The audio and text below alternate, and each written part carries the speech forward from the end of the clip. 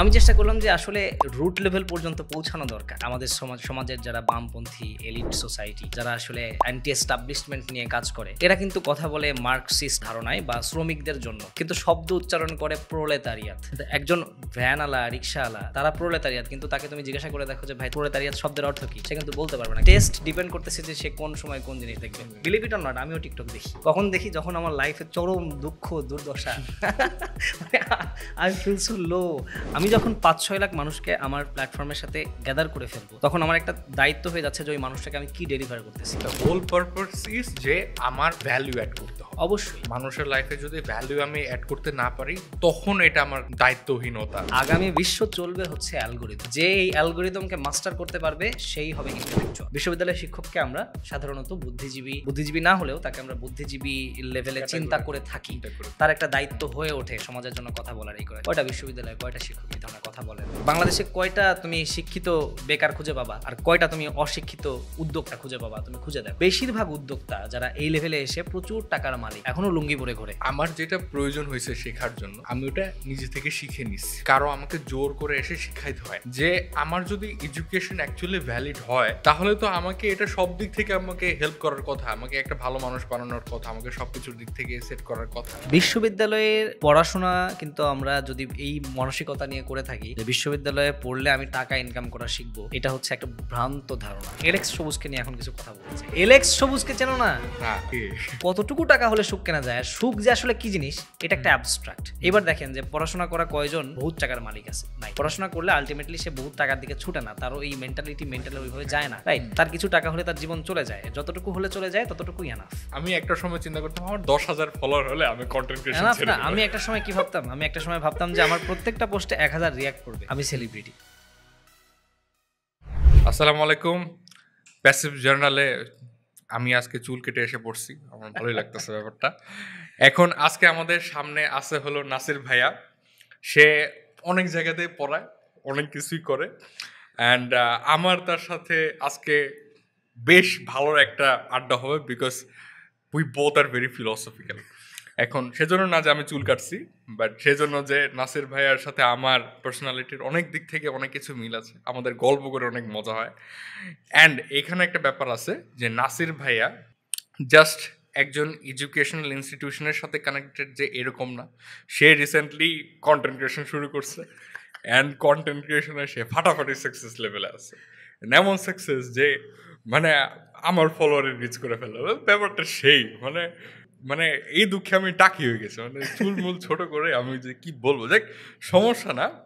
এখন সবচেয়ে ভালো ব্যাপার হলো যে অনেক আউল ফাউল কন্টেন্ট ক্রিয়েটার আমাদের মাঝে আমরা দেখি, যাদের কন্টেন্ট জেনুইনলি মানে ভালো না, বা ওদের কোয়ালিটিফুল না, বা এগুলা ভাইয়া আমি আপনাকেই বলি যে নর্মালি আমি যতগুলো কন্টেন্ট দেখছি টিকটকে বলেন বা বাংলাদেশের যত পপুলার যারা আছে, জেনুইনলি তাদের কিন্তু কন্টেন্ট এত মানসম্মত না, বা এখান থেকে যে মানুষ কিছু শিখতে পারবে বা কিছু জানতে পারবে এরকম মোটেও না।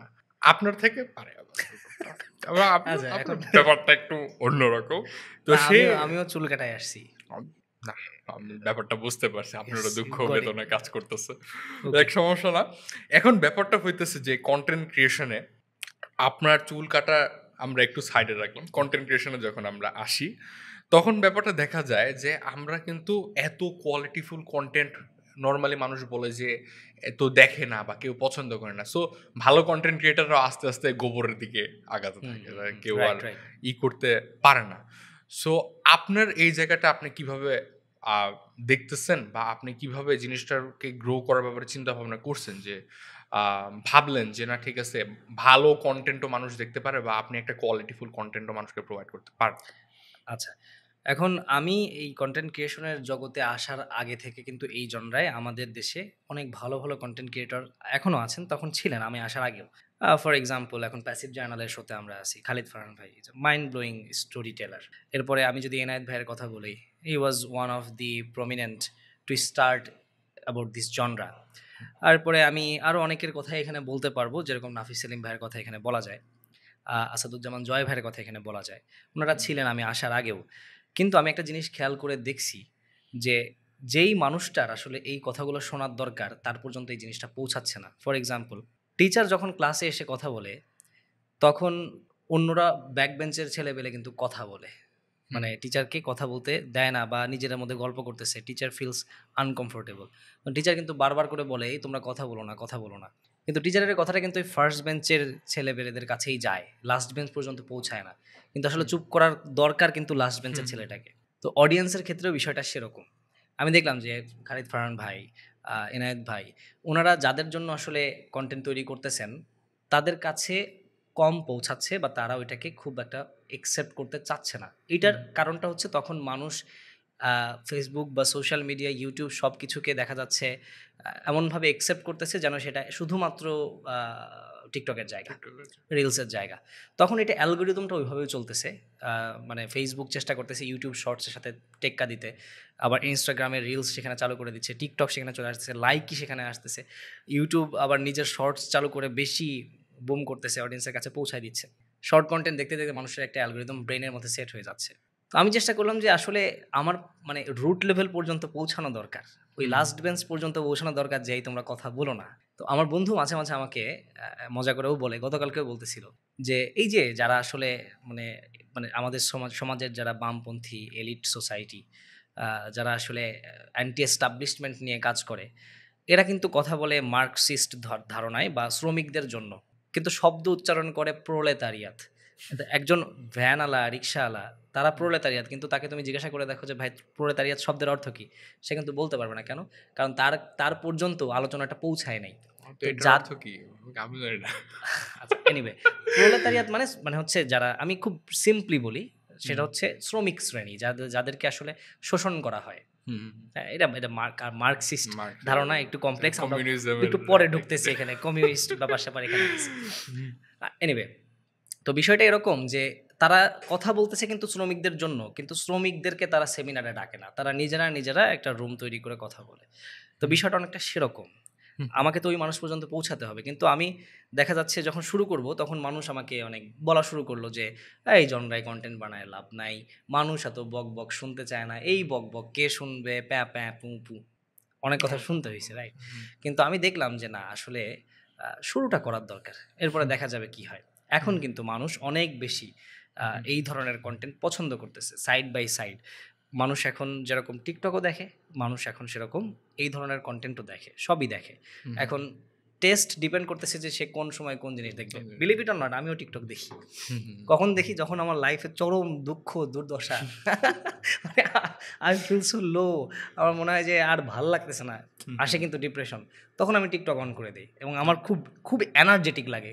মানে আস্ক মি ওয়াই, বিকজ ছোট ছোট কন্টেন্ট এবং আমার প্রচুর ভালো লাগার ডোপামিন আমার ব্রেনের মধ্যে তৈরি করে দিচ্ছে, যেটা একটা বই পড়তে গেলে হয়তো অনেক সময় লাগতো, আমি সেটা 20 সেকেন্ডের মধ্যে পেয়ে যাচ্ছি। সো টিকটক ইজ গুড, কিন্তু আসলে মানে অল টাইম যদি আমি মানে ওই ধরনের কন্টেন্ট কনজিউম করি, তাহলে দেখা যাবে যে মানে মানুষ যেটা খায়, মানুষ ওই রকমই আচরণ করে। আমি যদি কথার কথা এখন একটা নেশাজাত দ্রব্য খাই, আমার নেশা ধরবে। আমি যেই ধরনের বই পড়বো, আমি সেই ধরনের জ্ঞান পাবো। আমি যে ধরনের কন্টেন্ট দেখবো, আমার আচার আচরণ সেরকম হবে। আমি যদি সারাদিন এখন দেখি যে সিগমা মেল, তাহলে আমি সিগমা মেল হয়ে যাবো। আমি যদি সারাদিন দেখি নারীবাদী আন্দোলন, আমি নারীবাদী হয়ে যাব। বিষয়টা এরকম। সো কোন সময় কোন জিনিস কনজিউম করবো, এইটা হচ্ছে একটা মানে জানার বা বোঝার ফ্যাক্ট। আচ্ছা নাসির ভাইয়া, বুঝলাম, ব্যাপারটা পুরোপুরি বুঝলাম। এখন এখানে তুমি আমাকে একটা ব্যাপার বলো যে ঠিক আছে, বাংলাদেশের একটা কোর লেভেলে যে সন্দ্বীপে বসে আছে, সন্দ্বীপে বসে একটা ছেলে ও মনে করো যে কন্টেন্ট দেখতে চায়, ওর পর্যন্ত পৌঁছানোর জন্য কিন্তু ওর আইডিওলজির সাথে তোমার ম্যাচ করতে, রাইট? ঠিক আছে। সো এখন এখানে তোমাকে যখন ও দেখবে যে তুমি ইংলিশে কথা বলতেছো, ও হয়তো শিক্ষিত না, ও হয়তো পড়ালেখা করে নাই, ও কিন্তু তোমার সাথে ম্যাচ করতে পারবে না, একদমই করবে না, তো কন্টেন্ট দেখবেও না তার মানে। সো এটা কি ক্যাটাগরাইজ হয়ে যেতেছে না? না, এখানে একটা ফ্যাক্ট আছে, সেটা হচ্ছে এটা হচ্ছে আমি একটা উত্তর দিব যেটার মাধ্যমে দুইটা জিনিস ক্লিয়ার হবে। একটা হচ্ছে আমার উপর একটা অ্যালিগেশন আছে যে আমি ভিডিওতে অনেক সারফেস লেভেলের কথা বলি, যে জিনিস নিয়ে আরও অনেক ডিপে কথা বলা সম্ভব, সেই জিনিস না বলে একদম বেসিক কিছু জিনিস বলি যেটা অলরেডি মানুষ জানে। এটা হচ্ছে আমার প্রতি একটা অ্যালিগেশন, এটার একটা উত্তর আমি এখন দিব। আরেকটা হচ্ছে যে how do I reach towards the rootest level people, একদম প্রত্যন্ত গ্রাম পর্যন্ত কীভাবে পৌঁছাই। ফর এক্সাম্পল, কিছুদিন আগে আমার একটা কন্টেন্ট আসছে, সেটা হচ্ছে the history of money or currency, পৃথিবীতে টাকা কিভাবে আসলো। এখন এই জিনিসটাকে আমি কিন্তু ভিন্নভাবে শুরু করতে পারতাম ভিডিওটা। কিভাবে শুরু করতে পারতাম, যে বহু বছর আগের কথা, তখন পৃথিবীর একটা অনেক বড় সভ্যতার নাম ছিল মেসোপটামিয়া, সেখানে মানুষ টাকার আবিষ্কার করলো। এই ধরনের কিন্তু একটা স্টোরি টেলিং সম্ভব ছিল, যেখান থেকে আমি ডিরেক্টলি একটা ডেপথে আলোচনা করতে পারতাম। কিন্তু ধরো তুমি ওই সন্দীপের সেই ছেলেটা, আমি জাস্ট গ্রামের কথার উদ্দেশ্যে বললাম, ধরো চুল তুমি কাটা দেখে এটাই মনে হয়। ধরো তুমি একটা গ্রামের ছেলে, এখন তোমার সামনে হঠাৎ করে এই ভিডিওটা আসলো, তুমি প্রথম লাইনটাই শুনলা ভিডিওর, যে বহুকাল আগের কথা, তখন মেসোপটেমিয়ান সভ্যতা চলতেছে, তুমি খুব দূর। কারণ হচ্ছে তুমি একটু আগে দেখে আসছো শাকিব খানের নতুন সিনেমা কি আসতেছে। আমার কথা বুঝছো, আমি বলতেছি না শাকিব খানের সিনেমা যারা দেখে তারা খারাপ, আমি জাস্ট বলতেছি অ্যালগোরিদমটা কিভাবে কাজ করে, রাইট? তো সে দেখে আসলো যে নতুন ট্রেলার দিছে, আরে সাকিব বসকে তো এবার ঈদে একদম ভাঙচুর লুকে দেখা যাবে। এখন পরের ভিডিওটা সে দেখতেছে যে মেসোপটেমিয়ান সভ্যতা, সে আমার ভিডিও দেখবে না। তো তার কাছে আমাকে কিভাবে পৌঁছাইতে হবে, হাউ ডু আই রিচ? আমি তাকে প্রথমে দেখাবো যে ভাই তুমি এখন যে ভিডিওটা আমার দেখবা খুবই ইজি। কীরকম? আমি ভিডিওটা শুরু করছি এইভাবে, যে টাকা থাকলে সব সম্ভব। টাকার জন্য আমরা প্রচুর স্ট্রাগল করি, টাকার জন্য টিউশনে যাওয়ার জন্য বাস ধরে ঝুলতে ঝুলতে আমরা যাই, টাকার জন্য ছোট থেকে বৃদ্ধ পর্যন্ত সারাটা জীবন আমরা পার করে দিই।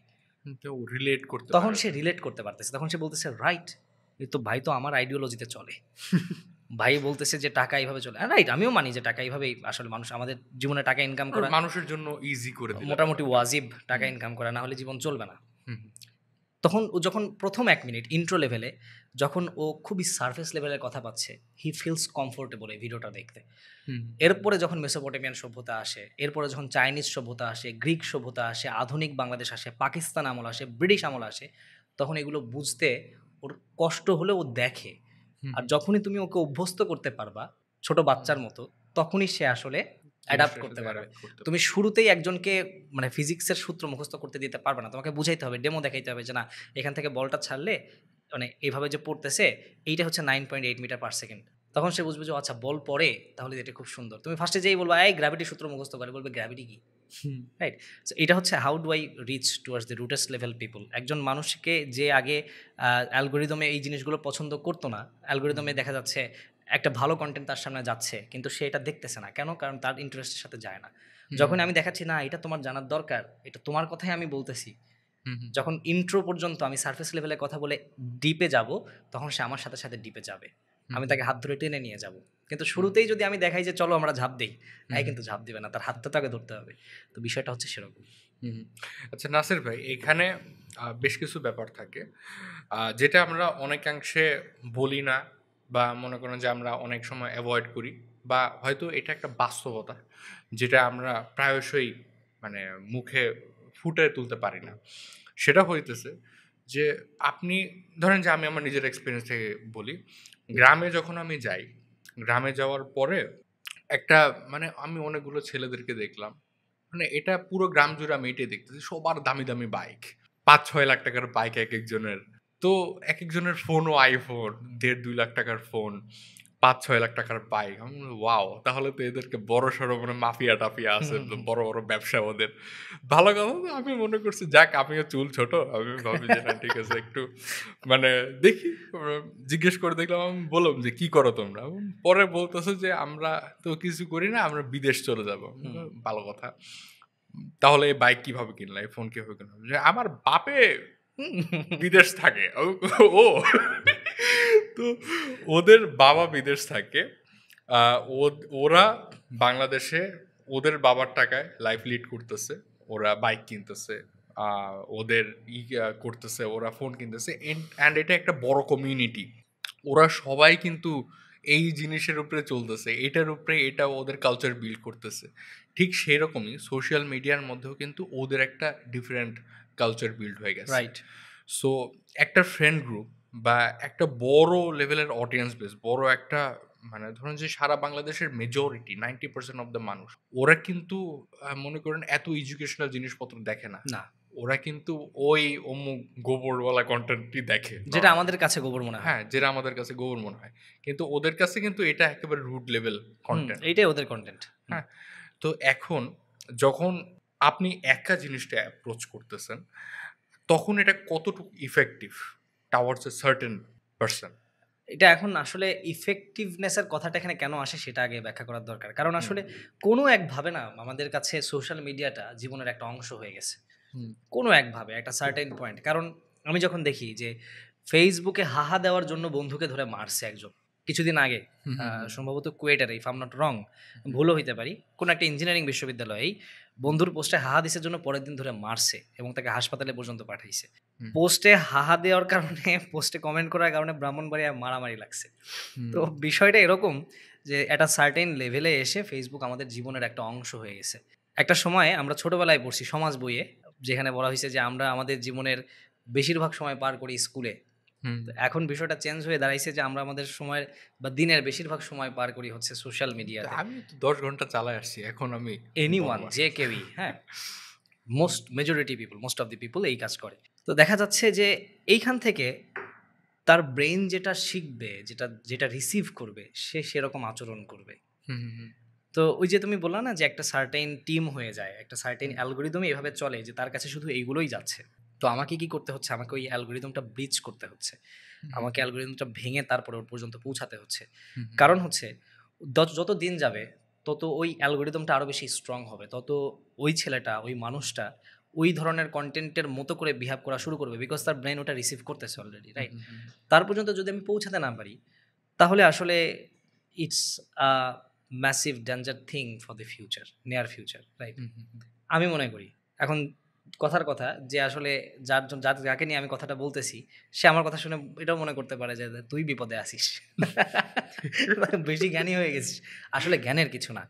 হুম, বিষয়টা হচ্ছে যে সোশ্যাল মিডিয়া যেহেতু লাইফের অংশ, হুম, সো লাইফের অংশ হিসেবেই ওকে ভালো কিছু একটা দেখানো, শেখানো, জানানোও হচ্ছে হুম, হুম, হুম, এট লিস্ট কিছু মানুষের দায়িত্ব হয়ে দাঁড়ায়। হুম, বিশেষ হুম, করে যারা কনটেন্ট ক্রিয়েশনের মতো একটা ম্যাসিভ অডিয়েন্সকে অলরেডি গ্যাদার করে ফেলছে। আমি যখন ৫-৬ লাখ মানুষকে আমার প্ল্যাটফর্মের সাথে গ্যাদার করে ফেলবো, তখন আমার একটা দায়িত্ব হয়ে যাচ্ছে যে ওই মানুষটাকে আমি কি ডেলিভার করতেছি। হুম, আমিও তাকে যেরকম জিনিস ডেলিভার করব, এটা তার লাইফের সাথে সত্যি কথা বলতে এখন না হলেও পরবর্তী দিকে একটা ইমপ্যাক্ট পড়ে। এটা আমার কথা না। এটা যারা মনোবিজ্ঞান নিয়ে গবেষণা করে তাদের কথা। হুম, আমি মনোবিজ্ঞান নিয়ে কথা বলার কেউ না। বাট যাদের কথা বলতেছি তারা অনেকে। আমি এতগুলো মানুষকে একসাথে করে নিয়ে তাকে যদি আমি অখাদ্য খাওয়াই, তার তো পেট খারাপ হবেই। হুম, হুম, হুম, সো আমি জানি না, আমি কাউকে বলতেছি না যে কে কি করবে, কে কি না করবে। এটা তার একদমই ব্যক্তিগত ব্যাপার। কিন্তু এটা একটা দায়িত্ব। আসলে মানে দায়িত্ব হয়ে ওঠে যখন আমি অনেকজনকে একসাথে করে নিয়ে আসবো। তার লাইফটা তো আমি ধ্বংস করতে পারি না। হুম, তাকে এমন কিছুই ডেলিভার করা উচিত যেটা তার লাইফে কোনো হয় লাইফটায় ভালো করবে, না হলে তার কোনো কাজেই আসবে না। আল্টিমেটলি কাজেই আসে না এরকম কোনো কনসেপ্ট পৃথিবীতে এখনো নাই। কোনো হুম, একটা কিছু ঘটলে সেটার একটা ইমপ্যাক্ট পজিটিভ অথবা নেগেটিভ। এর হুম, বাইরে আর কিছু নাই। পড়বেই হুম। পড়বে। এই দ্য আরকি। হোল পারপাস ইজ যে আমার ভ্যালু এড করতে হবে। অবশ্যই। মানুষের লাইফে যদি ভ্যালু আমি এড করতে না পারি, তখন এটা আমার দায়িত্বহীনতা অর সামথিং এরকম। মানে এইটা রীতিমতো হুম, মানুষের সাথে বেইমানি আমি মনে করি। কেন? কারণ আমি একটা মানে কয়েকজন মানুষকে আমি একসাথে করলাম। কয়েকজন বলতে সংখ্যাটা কিন্তু ৩, ৪, ৫, ৬, ৭, ৮, 1 মিলিয়ন। এতগুলো মানুষকে তো আমি মানে একটা ধ্বংসের দিকে ঠেলে দিতে পারি না। বিকজ এখন মানুষের লাইফ এরকম যেহেতু হয়ে গেছে। যদি সোশ্যাল মিডিয়া আমাদের লাইফের শুধু বিনোদনের অংশ হতো, হুম। তাহলে ব্যাপারটা ডিফারেন্ট হইতো। কিন্তু শুধু বিনোদনের অংশ তো সে সেটা নাই। সে এটা সেটা তো লাইফের একটা সোশ্যাল মিডিয়া তো এখন হয়ে গেছে হলো মানুষের জীবনের একটা অংশ। আমারই আরেকটা প্রেজেন্স সোশ্যাল মিডিয়া। হুম। মানুষ এইখানে নিজেকে উজাড় করে দিতেছে। একদম, নিজের জন্য যা মনে চায় করতেছে। একদম। মানে নিজের গাড়ি কিনতেছে, এখানে শো করতেছে। নিজের বাড়ি কিনতেছে, এখানে শো করতেছে। নিজের সবকিছু এইখানে শো করতেছে। অ্যান্ড এইখানে মানে আপনি ধরেন যে আপনার যদি কোনো একটা নতুন অ্যাচিভমেন্ট আপনি গেইন করেন, সবার আগে দেখবেন আপনি Facebook এর মধ্যে ওই বায়োতে চেঞ্জ করতেছেন। একদম। আপনি ওই আ গাড়ি কিনছেন নতুন, আপনি ওনার অফ মার্সিডিজ বেঞ্জ সামথিং এরকম। এরকম হয়ে যাচ্ছে। বিকজ সবাই সোশ্যাল মিডিয়ার সাথে এতটাই কানেক্টেড হয়ে গেছে। সো এটাকে আর এভয়েড করার কোনো ওয়ে ওয়ে নাই। নাই। রাইট। সবাই হুম, হয় এই ইমপ্যাক্টটা, এই যে অ্যাটাচমেন্ট হইলো আমাদের সাথে সোশ্যাল মিডিয়ার। হুম, আমি হুম, একটা আমি একটা পারসন, নাসির তামজিদ তোমার সামনে বসে আছে। হুম, হুম, আমার আরেকটা পার্সোনালিটি যেটা সোশ্যাল মিডিয়াতে স্টিল বিলং করতেছে। হুম, এতগুলো ভিডিও আমি সোশ্যাল মিডিয়াতে ছেড়ে রেখে দিয়েছি। হুম, হুম। মানুষের কাছে কিন্তু আমি ওই ভিডিওর থ্রুতে এখনো এক জায়গায় প্রেজেন্স আছি। একটা হচ্ছে ইভেন আমি ব্যক্তি এখনো সত্তা, দেখতেছে আপনার ভিডিও। রাইট? একটা হুম, হচ্ছে আমি এখানে ব্যক্তি সত্তা, আরেকটা হচ্ছে আমার প্রেজেন্স যেটা ভিডিওর মাধ্যমে মানুষের কাছে আছে। হুম, হুম, তো আমি তো আসলে বোথ জায়গায় বিলং করতেছি। ২ টা জায়গায় আমি থাকতেছি, রাইট? হুম, যখন আমি ২ টা জায়গায় থাকতেছি, বিলং করতেছি, তখন আমার ২ টা জায়গায় ২ টা ওয়ার্লডেই আমার বিলঙ্গিংটা কেমন হবে সেটা কন্ট্রোল করার দায়িত্ব আমার। এই অ্যাটাচমেন্টটা যে আমার তৈরি হইলো ২ টা জগতের সাথে, একটা রিয়েল ওয়ার্ল্ড, একটা সোশ্যাল মিডিয়া ওয়ার্ল্ড। এই অ্যাটাচমেন্টের অবশ্যই একটা ইমপ্যাক্ট আছে। হয় সেটা পজিটিভ, নাহলে সেটা নেগেটিভ। হুম, এখন আমার দায়িত্ব হচ্ছে আমি পজিটিভটা গ্রহণ করব নাকি নেগেটিভটা গ্রহণ করব। অথবা আমি যেহেতু ৫-৬ লাখ মানুষকে একসাথে করে ফেলছি, আমার দায়িত্ব হচ্ছে আমি তাকে পজিটিভটা দেখব নাকি হুম, নেগেটিভটা দেব। হুম, হুম, রাইট, হুম। আচ্ছা নাসির ভাই, একটু কন্টেন্ট ক্রিয়েশন থেকে দূরে যাই। রাইট। ঠিক আছে? একেবারে সিম্পল একটা টপিক। আমার যেই বড় হব, আমি বড় হব, আপনি বড় হবেন। আমার পাশে এই হাজার, হাজার লাখ, লাখ মানুষ আছে। ১ কোটি, ১.৫ কোটি, ২ কোটি, ১০ কোটি মানুষ আছে। এরা সবাই ছোট থেকে বড় হইতেছে। অ্যান্ড এরা সবাই স্কুল, কলেজে পড়ে আসতেছে। সবাই নিজেদের বাসা থেকে একটা লিসেন নিয়ে আসতেছে। সো আপনার কি মনে হয় না কনটেন্ট ক্রিয়েশন এর বাইরে যে আমাদের যে স্কুল কলেজগুলা আছে সেখানে একটা দায়িত্ববোধ আছে, বা সেইখানে মনে করেন আমাদের সরকার কর্তৃক যে এডুকেশন সিস্টেম আমাদেরকে দিয়ে দিছে সেখানে একটা আমাদের মোরাল এটিকিউটস এর একটা ব্যাপার আছে যে তুমি তোমার বাচ্চাকে কিভাবে গ্রো করবা, অ্যান্ড এইটার কমপ্লিট সিস্টেমটা এইভাবে স্ট্রাকচার হয়। যদি আমরা এত বেশি বলি যে আমাদের দেশের যুব সমাজ ধ্বংসের দিকে যাইতেছে, বা আমাদের এই ইয়াং যারা আছে, ইয়ত আছে, এরা সবাই ভালো করতেছে না, এদের মূল্যবোধ কমে যেতেছে, তাহলে আমরা যখন এই টপিকটা উঠাইতেছি তখন কি এটা এডুকেশন সিস্টেমের উপরে আসে না? প্রশ্ন আমরা শুধু এডুকেশন সিস্টেমে আসবে না, প্রশ্ন সব জায়গায় আসবে যে সমস্ত জায়গায় আমি সম্পৃক্ত। হুম, প্রশ্ন আসবে খেলার মাঠ নিয়ে, যে খেলার মাঠে আমি খেলতে যাই। মিরপুর। Anyway, আমি যেটা বলতেছি, কি খেলা দেখছিলেন আপনি? খেলা দেখছিলাম, ওই ম্যাচ আবার জিতছিল। আরে ইউএসএ তে, ইউএসএ এর সাথে খেলা হয়েছিল। এখন এইটা নিয়ে কথা বললে মানুষ অনেক রিলেট, যদি এটা লাইভ হইতো না, আমি তোমাকে বলি, যদি পডকাস্ট না হয়, এটা যদি লাইভ হইতো, হ্যাঁ। এখানে মানুষ অনেক বেশি রিলেট করতে পারতো। এটা পোস্ট হবে ১ মাস পরে। হুম, এটা হুম, হচ্ছে সমস্যা। কিন্তু হ্যাঁ, আমি খুবই হতাশ খেলা দেখে। হুম, হুম, আমি বলতে চাচ্ছি যে একটা টিনেজ, আমি সে একটা ছেলেকে ধরে নিলাম। একটা টিনেজার, হুম, যেই সময়টা হচ্ছে মানুষের বেড়ে ওঠার সময়। হুম, হুম, রাইট? যেই সময় মানুষ বুঝতে শুরু করে যে আমি কোনটা গ্রহণ করব, কোনটা করব না। অথবা যেই সময় মানুষের ব্রেন সবচাইতে বেশি রিসেপটিভ ফর্মে থাকে, একটা টিনেজ বয়স। এই টিনেজ বয়সে সে যত জায়গায় সম্পৃক্ত, ততগুলো জায়গায় আসলে তার জীবনে কি ঘটবে না ঘটবে সেটা নিয়ন্ত্রণ করে। হুম, আমি যেই মাঠে খেলতে যাই বিকালবেলায়, আমার কথা বুঝো, মজায় দেও না আবার। হুম, যে মাঠে খেলতে যাই, ওই মাঠের বন্ধু-বান্ধব আমার লাইফের উপর ইমপ্যাক্ট ফেলে। আমি যেই মসজিদে নামাজ পড়ি, ওই মসজিদের হুজুরের বয়ান আমার লাইফের উপর ইমপ্যাক্ট ফেলে। একই রকমভাবে আমি যেই চায়ের টঙের দোকানে বসে আড্ডা দেই, সেই আড্ডা আমার উপরে ইমপ্যাক্ট ফেলে। এখন হুম, মানুষ সবচাইতে বেশি টাইম স্পেন্ড করে হচ্ছে এক সোশ্যাল মিডিয়ায়, যেটা নিয়ে একটু আগে কথা বললাম। আরেকটা হচ্ছে এই টিনেজ বয়সের স্কুল অথবা কলেজ। হুম। তো অবশ্যই স্কুল কলেজের উপরে একটা দায়িত্ব তো চলেই আসে। মোটা দাগে স্কুল কলেজ অথবা এডুকেশন সিস্টেমকে প্রশ্ন করাই যায় যে আসলে আ এই বেহাল দশার মানে কেন হলো বা কি অবস্থা? হুম, হুম। এটা হচ্ছে একটা আমার দায়িত্ব এখানকার নিবে না। কথা। দায়িত্ব তারা নেয়, দায়িত্ব এখন দেখা যাচ্ছে মন্ত্রণালয় থেকে নিচ্ছে। হুম, কিন্তু সাংবাদিক রিপোর্ট করার জন্য স্কুলে গিয়ে দেখে প্রধান শিক্ষক স্কুলের মানে প্রধান শিক্ষকের কামরার সাথে নিজের একটা বেডরুম করে নিয়ে সেখানে সে করে। পরিবারসহ থাকে। এরকম খবর আমি কিছুদিন আগেই দেখলাম। হুম, সেখানে গিয়ে দেখে যে ওইখানে যারা বসে আছে প্রধান শিক্ষকের জায়গায়, তাকে প্রশ্ন করার পরে সে উত্তর দিতে পারে না। পরে বলে যে, "আমি প্রধান শিক্ষকের শ্যালক। আমি মানে আমার দুলাভাই আসে নাই, এজন্য আমাকে পাঠায় দিছে।" তো এটা হচ্ছে ওই রুট লেভেলের জায়গাগুলোতে সমস্যাটা বেশি হয়। হুম, যেখানে দেখা যাচ্ছে যে মন্ত্রণালয় চাচ্ছে ঠিক করতে, কিন্তু ওনারা ভাবতেছে, "আরে দূর, আমার ঠিক করে কি হবে? ২ দিন পর জামুগা মইরা। হুম। এখন আমার এসব দেখার সময় আছে। সরকারি একটা চাকরি পাইছি, আসি শুইয়া।" হতে পারে, এ ধরনের ঘটনাও ঘটতে পারে। তবে হ্যাঁ, যেটার প্রশ্নের উত্তর হিসেবে বলা যায় সেটা হচ্ছে মোটা দাগে অবশ্যই প্রশ্ন তোলাই যায় প্রশ্ন তো। যে একটা ছেলে, একটা জেনারেশনের, একটা প্রজন্মের কেন এই অবস্থা হবে? আচ্ছা নাসির ভাই, সিম্পল কথাবার্তায় আসি। এটা তো অনেক কমপ্লেক্স টপিক। ঠিক আছে? যদি এগুলো বুঝতে গেলে মানুষের মাথাটা তো নষ্ট হয়ে যাবে। তো এখানে বেশ কিছু ব্যাপার থাকে। একটা নরমাল মানুষ, একটা নরমাল টিনেজার, ও বড় হইতেছে, ও এইচএসসি পরীক্ষা দিবে।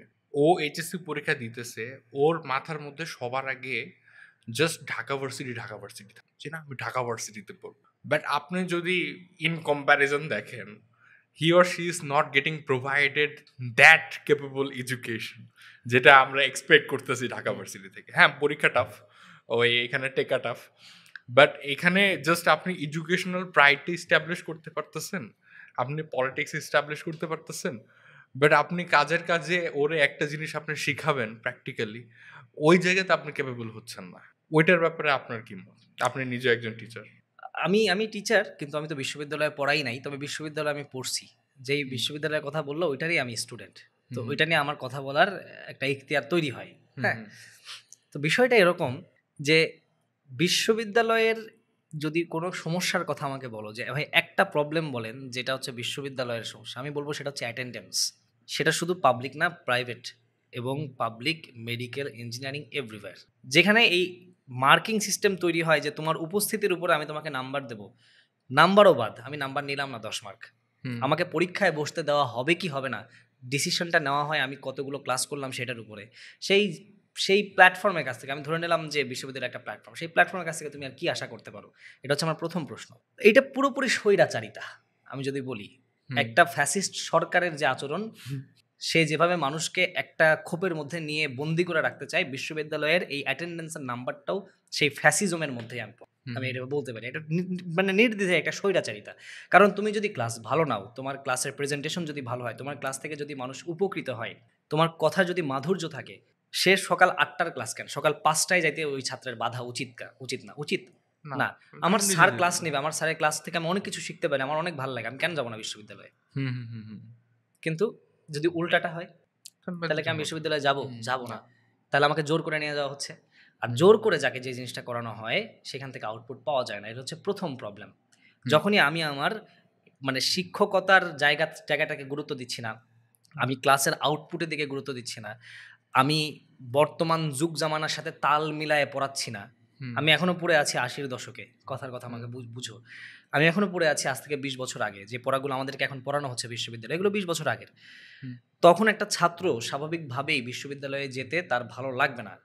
তাকে জোর করে যখন আমি মার্কের কথা বলে পরীক্ষায় বসতে দেবো না এরকম একটা ভয় দেখায় অ্যাটেন্ডেন্সের নাম্বারের অজুহাত দিয়ে তাকে ক্লাসে নিয়ে যাচ্ছে, তখনই সে আসলে ওইখান থেকে ভালো আউটপুট দিতে পারতেছে না। এটা হচ্ছে প্রথম প্রবলেম। দ্বিতীয় প্রবলেমটা হচ্ছে যে আমাদের বিশ্ববিদ্যালয়গুলোতে মানে চান্স পাওয়ার অনেক হাইপ থাকে, এটা সত্য, কিন্তু র্যাঙ্কিংয়ের দিক থেকে খেয়াল করতে গেলে কোনোটাই কিন্তু বৈশ্বিকভাবে তুলনা করলে, দক্ষিণ এশিয়ার দিক থেকে তুলনা করলে খুব একটা আউটপুট তারা দিতে পারতেছে না র্যাঙ্কিংয়ের দিক থেকে। এটা আমার পারসেপশন না, এটা হচ্ছে এটা পরিসংখ্যান হিসাবের পারসেপশন। যারা এই র্যাঙ্কিংগুলো প্রকাশ করে তাদের গবেষণার ফসল, যে বাংলাদেশের কোনো বিশ্ববিদ্যালয়েই খুব একটা ভালো র্যাঙ্কিংয়ে নাই। কেন নাই? মানে ওদের এডুকেশন ক্যাটাগরি বা এডুকেশন যে স্টাইল, এটাও বিশ্বমানের না। এইটা বিশ্বমানের না, রাইট, এটার সময়ের সাথে যাচ্ছে না। বর্তমান সময়ে যেটা তার কাছ থেকে আশা করে। আমি কিছুদিন আগে একটা বই পড়তেছিলাম, বইটার নাম হচ্ছে হোমো ডিউস, লিখছেন হচ্ছে যুভাল নোয়া হারারি। ওনার নামের অনেক উচ্চারণ থাকতে পারে, অডিয়েন্স যদি কেউ অনেক অন্য উচ্চারণে জেনে থাকে তার কাছে আমি আগেই ক্ষমা প্রার্থী। আমি তাকে যুভাল নোয়া হারারি বলে ডাকি, কখনো কখনো হারারিও বলা যায়। এই জন্যই বললাম কারণ অনেকে ওই হিস্ট্রি নিয়ে বই লিখতো। হ্যাঁ, এরকম। হ্যাঁ, বুঝছি। তো যুভাল ভাই একটা কথা বলতেছেন যে আগামী বিশ্ব চলবে হচ্ছে অ্যালগোরিদম, যে এই অ্যালগোরিদমকে মাস্টার করতে পারবে সেই হবে ইন্টেলেকচুয়াল। ওনার কোট আনকোট শব্দটা হচ্ছে ইন্টেলেকচুয়াল, মানে হচ্ছে বুদ্ধিজীবী। ধরে নিলাম বিশ্ববিদ্যালয়ের শিক্ষককে আমরা সাধারণত বুদ্ধিজীবী না হলেও তাকে আমরা বুদ্ধিজীবী লেভেলে চিন্তা করে থাকি, তার একটা দায়িত্ব হয়ে ওঠে সমাজের জন্য কথা বলার। এই করে কয়টা বিশ্ববিদ্যালয়ে কয়টা শিক্ষক এই ধরনের কথা বলেন? পাইতো নাই আমি, পাও না? আমার বিশ্ববিদ্যালয়ের আমার ডিপার্টমেন্টের কয়েকজন হয়তো বললেও বলতে পারেন, কিন্তু সব ডিপার্টমেন্টের সব বিশ্ববিদ্যালয়ের শিক্ষক এটা করেন না। এইটার একমাত্র কারণ হচ্ছে যে বর্তমান যুগটা যেভাবে চলে, অনেক বিশ্ববিদ্যালয়ের অনেক শিক্ষক সেইভাবে নিজেদেরকে অ্যাডাপ্ট করতে পারে নাই।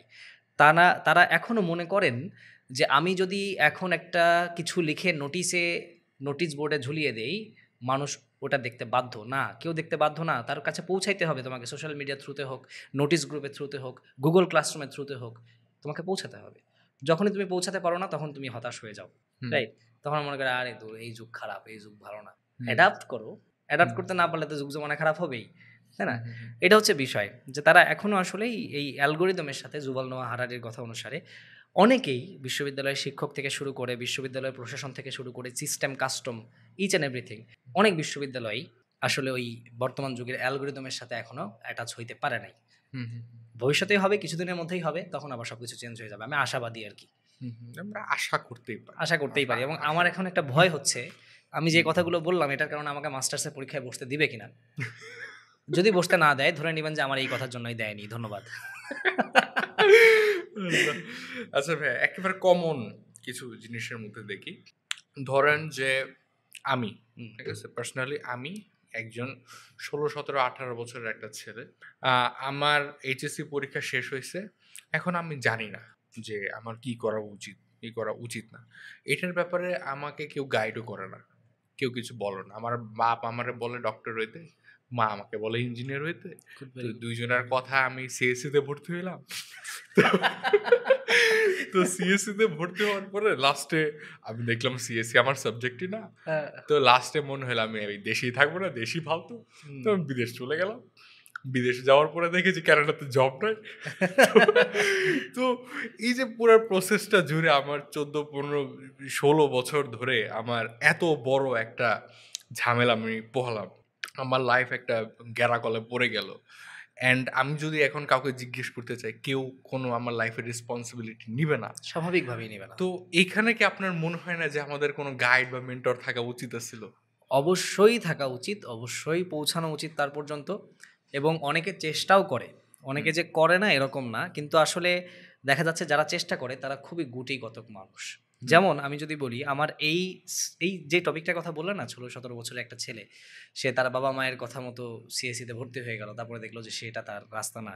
এটা নিয়ে আমার কম হলেও 2-3টা কন্টেন্ট আছে, এবং 2-3টা কন্টেন্টই আমি যদি বলি, মানে অন অ্যান এভারেজ 3টা কন্টেন্টে যদি আমি হিসাব করি, মানে 2 মিলিয়ন বা 2.5 মিলিয়ন, 2.5 মিলিয়নের মতো মানুষ দেখছে। তিনটা কন্টেন্ট মিলে, করছে। 3টা কন্টেন্ট মিলে অন এভারেজ করলে হয়তো বা 4 মিলিয়ন মানুষ দেখছে। যদি একজনই 2-3টা ভিডিও দেখে থাকে, 4 মিলিয়ন বা 3.5 মিলিয়ন মানুষ দেখছে। অবশ্যই রিলেট করছে, সেটা আলাদা বিষয়। বিষয়টা হচ্ছে, আমি একা যদি 3.5 মিলিয়ন মানুষের কাছে পৌঁছাতে পারি, হুম, তাহলে আমার মতো যদি আরো কয়েকজন থাকে যারা এই ধরনের কথাগুলো বলতেছে, তাহলে আরো 3.5 মিলিয়ন মানুষের কাছে পৌঁছাতে পারবে। এরকম করে করে করে করে করে করেই তো একটা গ্রেটার অডিয়েন্সের, বাংলাদেশের প্রত্যেকটা মানুষের কাছে পৌঁছানো সম্ভব। একটা বেটার ইনফ্লুয়েন্স ক্রিয়েট করা ওই possible। ছেলেটা কেন জানে না জানো? কারণ ওই ছেলেটাকে জানানো হয় না। হুম, এই জন্য তুমি ওই ছেলেটাকে দোষ দিতে পারো না যে তুমি কেন বাবা মার কথা মতো সিএসসি নিলা।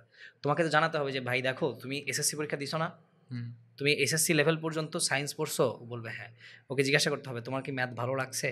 ও যদি বলে যে ভালো লাগছে, ওকে তুমি ইন্টার ও সায়েন্স নাও। ও যদি বলে ভালো লাগে নাই, please go for humanities or commerce. Hmm, তোমার কি কমার্স ভালো লাগে? এখানেও কিন্তু ম্যাথ আছে, তুমি কি পারবা? সে যদি বলে আমার ভালো লাগে, আমি ব্যবসা করতে চাই, বড় হয়ে বিজনেস ফার্ম দিতে চাই, গো ফর কমার্স। সে যদি বলে না আমার আসলে ইতিহাস জিনিসগুলো ভালো লাগতেছে, আমার ফিলোসফি ভালো লাগতেছে, গো ফর আর্টস। সে যদি বলে আমার পড়াশোনা ভালো লাগতেছে না, করো না পড়াশোনা, তোমাকে পড়াশোনা করতেই হবে এরকম কোনো নিয়ম আছে? পড়াশোনা ছাড়া কি, পড়াশোনা ছাড়াই তো মানুষ বুম করতেছে, হুম, তাই না? বাংলাদেশে কয়টা তুমি শিক্ষিত বেকার খুঁজে পাবা, আর কয়টা তুমি অশিক্ষিত উদ্যোক্তা খুঁজে পাবা? তুমি খুঁজে দেখো। হুম, বেশিরভাগ উদ্যোক্তা যারা এই লেভেলে এসে প্রচুর টাকার মালিক, এখনো লুঙ্গি পরে ঘোরে। হুম, হুম। কারণ কেএফসি তে যায় লুঙ্গি পরে। কেএফসিতে বাজে লুঙ্গি পরে, হ্যাঁ, আড্ডা দিচ্ছে বন্ধু বান্ধব নিয়ে লুঙ্গি পরে। হুম, তার তো এত শিক্ষার প্রয়োজন হয় নাই, সে এত টাকা কই পেল? হুম, প্রশ্ন হচ্ছে সে উদ্যোক্তা, পড়াশোনা করতে না ইচ্ছা করলে কইরো না।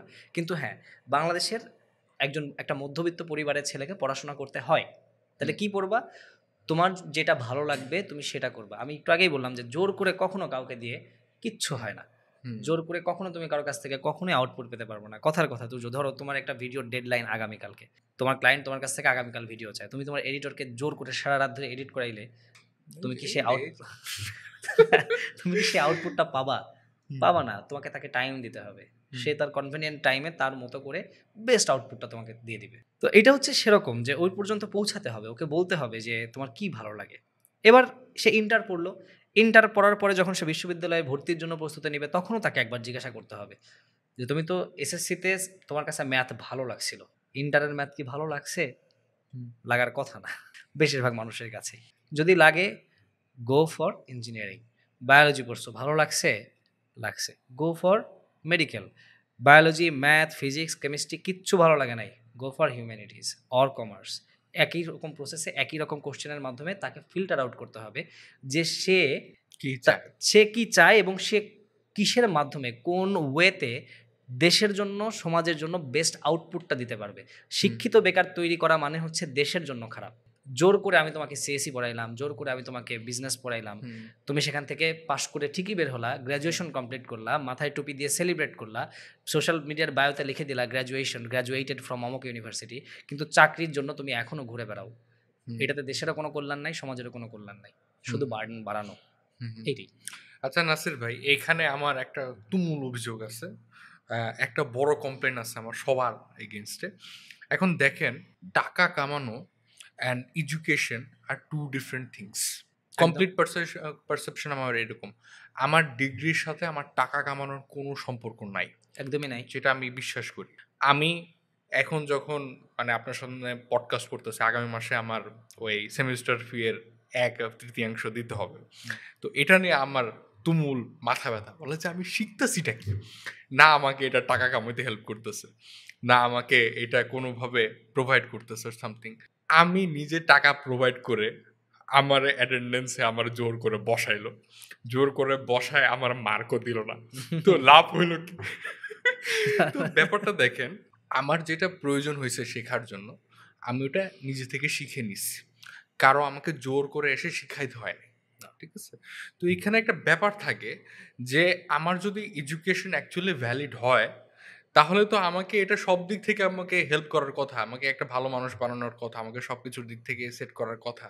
তাহলে কেন মানে আমি এমন একটা জায়গাতে আছি যেখান থেকে আমি সো কল্ড এডুকেটেড হয়ে পরে আমার দেখতে হইতেছে যে বড় একটা স্ক্যামের সাথে জড়ায় যেতেছে, বা বিদেশে গিয়ে বারের জব করতেছে অর সামথিং। হুম। মানে আমি ডিসরেসপেক্টফুলি বললাম না, বাট আমি ওই ক্যাটাগরিতে বললাম যে আমার মোরাল ক্যান ডাউন হবে সবকিছুর দিক থেকে। রাইট। এখন এইটার একটা বড় উত্তর দেওয়া সম্ভব।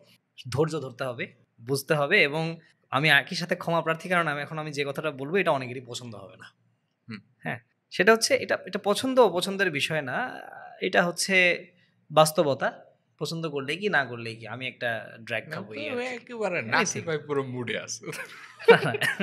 এনিওয়ে, যে বিষয়টা সেটা হচ্ছে যে বিশ্ববিদ্যালয়ের পড়াশোনা কিন্তু আমরা যদি এই মানসিকতা নিয়ে করে থাকি যে বিশ্ববিদ্যালয়ে পড়লে আমি টাকা ইনকাম করা শিখবো, এটা হচ্ছে একটা ভ্রান্ত ধারণা। একদম আমার টাকা সব খায় ফেললো, মেজাজ খারাপ। বিশ্ববিদ্যালয় হচ্ছে একটা লার্নিং ইনস্টিটিউশন, যেখান থেকে তোমাকে শেখানো হবে। কি শিখবা? যেটা হচ্ছে, আমি প্রাইমারি এডুকেশনে কি শেখানো হয় একটা বাচ্চাকে, যেটা অলরেডি প্রতিষ্ঠিত। হুম। এখান থেকে ধরো প্রাইমারি এডুকেশনে একটা বাচ্চাকে শেখানো হচ্ছে ২ এর সাথে ২ যোগ করলে ৪ হয়। এটা নিয়ে কি আর কোনো গবেষণা সম্ভব? ২ এর সাথে ২ যোগ করে সারা জীবন গবেষণা করেও কি এটা বের করা সম্ভব যে না ৪ না হয়ে ৫ ও হইতে পারে? সম্ভব না। ৪ ৪ই হবে। হুম। ২ এর সাথে ২ গুণ করলেও ৪ হবে, যোগ করলেও ৪ হবে। এই বিষয়গুলোকেই কিন্তু প্রাইমারি এডুকেশনে শেখানো হয়। হুম? হুম। যে নটন, নটন পায়রাগুলি ঝুঁটন বেঁধেছে। এই কবিতার তো আর কোনো পরিবর্তন সম্ভব না। হুম। এইখান থেকে আর কিছু শেখাও সম্ভব না। হুম। এটা হচ্ছে প্রাইমারি এডুকেশন। এবার আসা হচ্ছে সেকেন্ডারি এডুকেশন। যেখানে আমাদেরকে কি শেখানো হচ্ছে? যেই জিনিসগুলো প্রতিষ্ঠিত, কিন্তু একই সাথে যেই জিনিসগুলোর ডিফারেন্ট মিনিং হতে পারে। এখানে মোরালিটি শেখানো হয়। মনে আছে কিনা? ক্লাস ৫ থেকে শুরু করে ক্লাস ১০ পর্যন্ত বেশিরভাগ সাবজেক্টেই শেখানো হয়েছে এটা ভালো, এটা খারাপ। চুরি করা খারাপ, ইনকাম করা ভালো। তাই তো? পকেটমার করা যাবে না, এর শাস্তি কি, অমুকের শাস্তি কি, জুভেনাইল আ যদি কেউ মানে যুবক অবস্থায় যদি কোনো আ বেআইনি কাজ করে থাকে তাহলে তার কি ধরনের জেল হওয়া উচিত, তোমার মানবাধিকার কি, জাতিসংঘের কাজ কি, কার কি কাজ, কোনটা ভালো কোনটা খারাপ, এটা শেখানো হয় হচ্ছে সেকেন্ডারিতে। হুম। এইটারই একটা আপগ্রেডেড ভার্সন শেখানো হয় হায়ার সেকেন্ডারিতে। নতুন কিছু নাই। হুম। কিন্তু এই যে প্রাইমারিতে শিখে আসলাম অলরেডি যেটা প্রতিষ্ঠিত। সেকেন্ডারিতে এসে শিখলাম কোনটা ভালো কোনটা খারাপ। আর থার্ড টারশিয়ারি লেভেল যেটা ইউনিভার্সিটি, সেইখানে তোমাকে শেখানো হবে কি যে একটা জিনিসের কতগুলো দিক থাকতে পারে। আর কিচ্ছু না। তুমি সেখানে কি করবা? গবেষণা করবা, ইন্টারপ্রিটেশন শিখবা। হুম। হ্যাঁ? এখন তোমাকে মানে ওই নতুন পায়রাগুলি শেখানো হবে না। আমি যদি আমার সাবজেক্টের কথা বলি, এখন আমাকে পড়ানো হবে ওয়েস্টল্যান্ডের মতো বড় কবিতা। যেখানে হবে মডার্নিটি কি, মডার্নিটির কতগুলো দিক আছে। এখন আমি ওই দিকগুলো কিভাবে কাজ করে কলোনি তৈরি হলো। ব্রিটিশরা কিভাবে এসে আমাদেরকে শাসন করা শুরু করলো। শাসনের ফলে ভালো হলো না খারাপ হলো। সেখান থেকে আমরা কিভাবে এখনো কি শাসন না করেও কি শাসন করে, সেই উত্তরটা খুঁজে বের করব। ইন্টারপ্রিটেশন করা। ইন্টারপ্রিটেশন করা। এটা হচ্ছে বিশ্ববিদ্যালয়ের আমি বলতে পারি অনার্স লেভেলের পড়াশোনা। এরপরে আরো গবেষণার জন্য মাস্টার্স আছে, আরো বড় গবেষণার জন্য পিএইচডি আছে। হুম। এটা হচ্ছে শিক্ষা। এখানে তোমাকে কোনোদিনও বিশ্ববিদ্যালয়ের এটা কোনো নৈতিক দায়িত্ব না যে তোমাকে টাকা ইনকাম করা শিখাবে। হুম। সুতরাং অপছন্দ হলেও সত্য, মানে তিক্ত হলেও সত্য, বিশ্বের কোনো বিশ্ববিদ্যালয়েরই দায়িত্ব না যে তোমাকে শিখাই দিবে how to earn money. But এটা একটা মোটো তো হয়ে গেছে। মোটো হয়ে গেছে, যেটা ঠিক না। Hmm. If you want to earn money, you have to make your own way. আমি নিজে অনেক টাকার মালিক না। এই ইংরেজি কথা বললাম জন্য অনেকে মনে করতে পারে যে নাসির ভাই এখন টাকা পয়সা পকেটে ঢুকছে, এখন ইংলিশ কইতেছে। আসলে এখানে একটা এস্টাবলিশমেন্ট দরকার, টাকা কামানো অ্যান্ড এডুকেশন দুই জিনিস। টাকা কামানোর জন্য একটা ভিন্ন এডুকেশন হইতে পারে। এখন দেখেন মানে আমরা আমাদের পারসেপশন ঠিক করি যে না ঠিক আছে এডুকেশন মানে আমরা ডিগ্রি নিলে আমাদের অনেক টাকা হবে হ্যান ত্যান হামজাবি। অনেকে চিন্তা করেন নাসির ভাইয়ের তো অনেক টাকা, বিকজ সে কন্টেন্ট বানায় হ্যান ত্যান। কন্টেন্ট বানাই ঠিকই আছে ভাই, কিন্তু মানে মানে আমরা মানে বিশেষ করে তুমি অনেক রিলেট করতে পারবা। তোমার আর আমার মানে কোন কোন জিনিসটাকে প্রমোট করব, কোন জিনিসটাকে প্রমোট করব না, এই জিনিস আমরা কিন্তু অনেকেই আছি যারা অনেক চুজি, রাইট? আমরা যদি চাইতাম দিনে 3টা প্রমোশনাল কন্টেন্ট আপলোড করতে পারতাম কি পারতাম না? পারতাম। আমরা যদি চাইতাম অনেকের মতো জুয়ার প্রমোশন করতে পারতাম কি পারতাম না? এটা কিন্তু লাখ লাখ টাকা, লাখ লাখ টাকা। হ্যাঁ, আমার কাছে প্রতিদিন কম হলেও তোমার কাছে আসা উচিত 2-3টা করে জুয়ার প্রমোশন আসে, আমরা কিন্তু নেই না। জুয়ার কথা বাদ, যে জিনিসটা মানে মানুষের জন্য খারাপ হবে সেই জিনিসটা আমরা প্রমোট করি না। সুতরাং কন্টেন্ট ক্রিয়েটর মানেই যে সে অনেক টাকার মালিক, এই ধারণাটাও ভুল। সেই অনেক টাকার মালিক হইতে পারবে যে নিজের মোরালিটি লস করতে পারবে যদি সে কন্টেন্ট ক্রিয়েটরের জায়গা থেকে অনেক টাকা ইনকাম করতে চায়।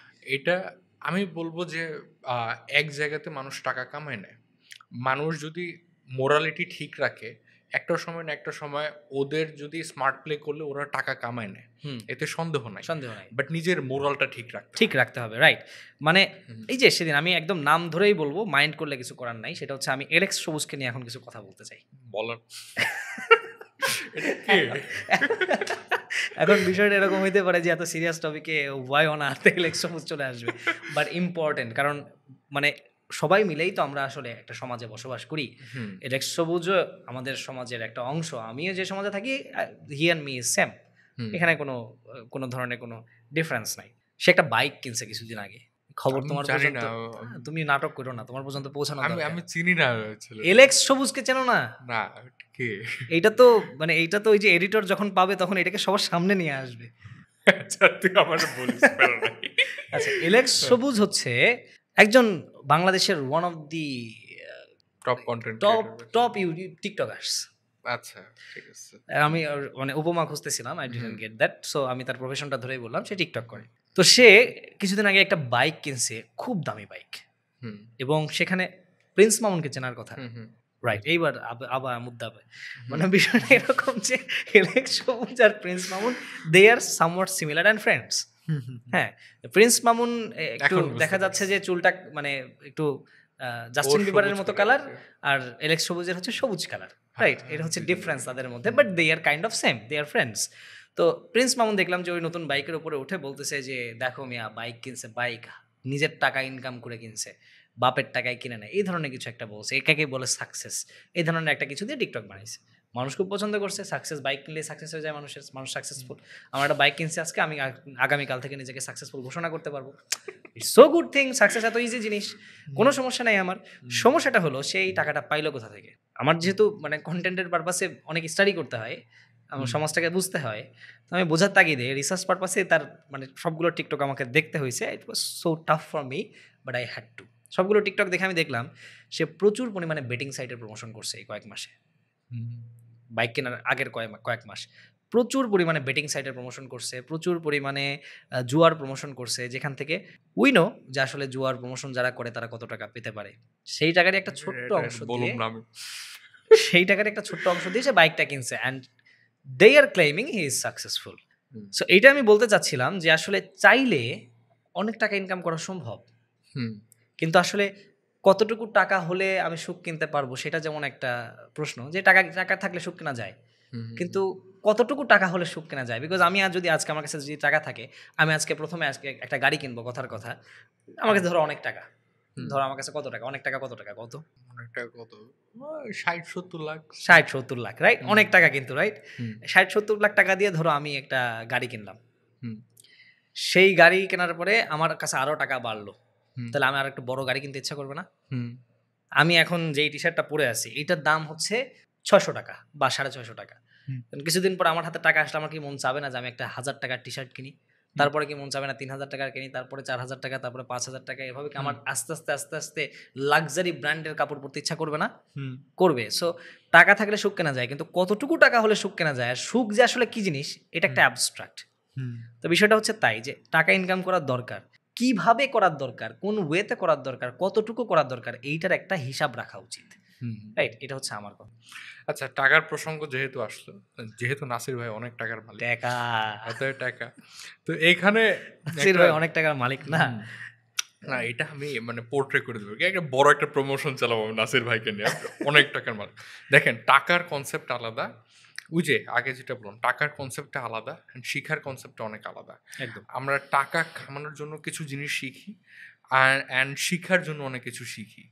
আমরা যদি টাকায় সবকিছু হতো আমরা অ্যাস্ট্রোলজি, অ্যাস্ট্রোফিজিক্স এইসব পড়তাম না। না, অবশ্যই করতাম না। আমরা ওই ফিজিক্স, বায়োলজি, কেমিস্ট্রি এইসব নিয়ে পড়তে চেতাম না। আমাদের টাকা জিনিসটা আল্লাহ প্রদত্ত রিজিক থেকে আসে, কারণ এটা আমাদের বিশ্বাস করাটা অনেক বেশি ইম্পর্ট্যান্ট। এখন আমরা এই টাকা পাওয়ার জন্যই যে কত বড় দৌড় দেই, আমরা অ্যাস্ট্রোফিজিক্স, অ্যাস্ট্রোনমি ছেড়েও যে সাত আসমান ছেড়ে যে কোন কোন জায়গায় এই টাকা খুঁজতে চলে যাই, তারও হিসাব নিকাশ হয় না। বাট এখানে একটা ব্যাপার থাকে যে এই মোরাল বিল্ড করাটাও কিন্তু এই যে সোশ্যাল মিডিয়া বলেন, এই যে ফ্যামিলি বলেন, এই যে আমাদের সোসাইটি বলেন, এটার নীতিগত দায়িত্বের মধ্যে পড়ে। যেখান থেকে আমার কাছে মনে হয় নাসির ভাই যেটার জন্য আপনাকে এত প্রশ্ন করতেছি, হুম। যেখানে আমাদের ল্যাকিংটা হচ্ছে।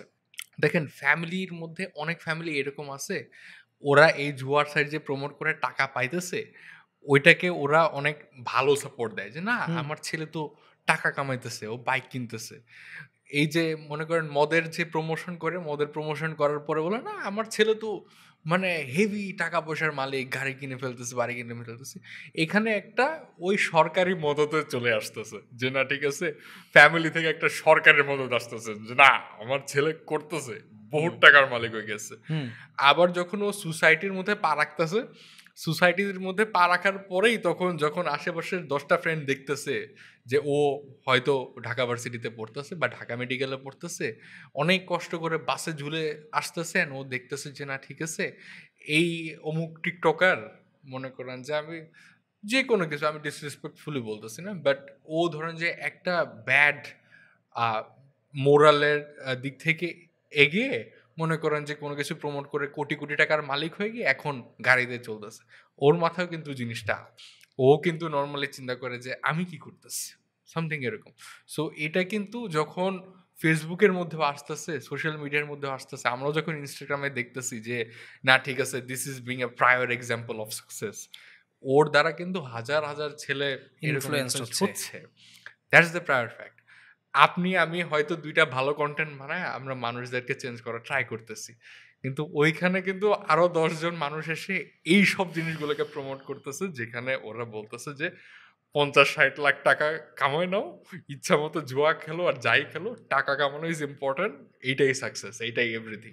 কেউ সাকসেসের মিনিং এরকম বলে না যে তুমি কুকুরকে ১ গ্লাস পানি খাওয়াইলে দিস ইজ সাকসেস। অবশ্যই এটা সাকসেস। এটা তো কেউ বলে না। আপনাকে তো কেউ বলবে না যে তুমি ৫ ওয়াক্ত নামাজ পড়লে এটা সাকসেস। এর যে বড় সাকসেসই হয় না। বলবে না তো। বলবে না। আপনাকে তো নরমালি এটাই বলবে যে তুমি টাকা কামাও, তুমি কানাডাতে সেটেল হও, তুমি অস্ট্রেলিয়াতে সেটেল হও, দিস ইজ সাকসেস। আপনাকে কেউ আপনার মোরাল গ্রাউন্ডের দিক থেকে বলবে না যে না ঠিক আছে তুমি ২ টা মানুষের উপকার করো, তুমি একটা কুকুরকে পানি খাও, তুমি ছাদের মধ্যে একটা বয়ম রাখো যেখানে একটা পাখি এসে অন্তত একটু পানি খেতে পারে। Hmm. Those minor things could be success as well. But এগুলো তো নরমালি আপনাকে বলবে না। আপনাকে তো নরমালি এমন এক র‍্যাট রেসে ফালাই দিতেছে যে না ডিগ্রির উপর ডিগ্রি, এই বিবিএ করো, এমবিএ করো, মাস্টার্স করো, পিএইচডি করো, পিএইচডির পরে আরো ডাবল পিএইচডি করো, এরপরে গিয়ে কিছু একটা করো। আমার তো লয়ারদের উপরে মায়া হয়, তো ৪০-৪৫ হয়ে যায়, ডিগ্রি নিতে নিতেই শেষ। দ্য ফ্যাক্ট ইজ দৌড়েরও কোনো শেষ নাই। এরা একটা সময় পর্যন্ত ডিগ্রি নেয়, এরপরে টাকার পিছনে ছুটে। কত ছুটবেন আসিফ ভাই?